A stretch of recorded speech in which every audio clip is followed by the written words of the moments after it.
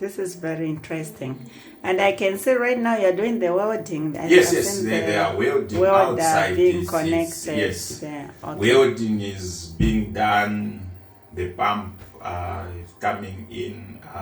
It's just that you found that they've finished cooking. They were cooking, utilizing the system.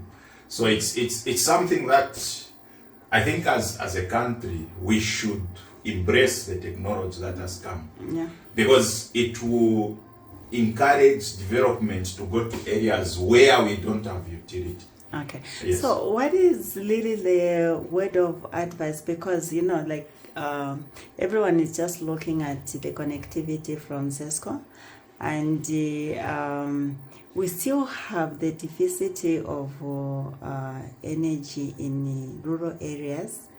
And really, what would you say? Like, how quickly can we take that to the areas where there's no grid?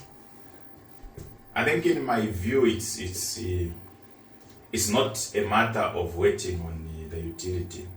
Development, people can go anywhere in Zambia when it comes to the technology. And especially once you have this, especially the brand that is here, it's readily available in Zambia. So someone can easily implement this system. And then the other thing that I should also stress is what has been installed here is not the same system that everyone would need, because then the system has got to be adapted to the loads that are there. If we look at some of the loads in other areas, you find that the consumption is basically lower than what we have here. So it's that can actually, that means that we can have this system even as small as possible. Yeah. What we have here is a 48 volts. You can also have a 24 volts. You can also have 12 volts. And each of the voltage and also the capacity in terms of kilowatt hour that is stored will determine the price.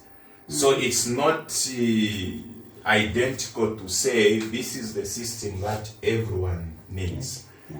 The needs of the people are different. But the message is that we should not wait on the utility. We have got a technology that is readily available and which can enable people to lead a very normal life wherever they may be in Zambia.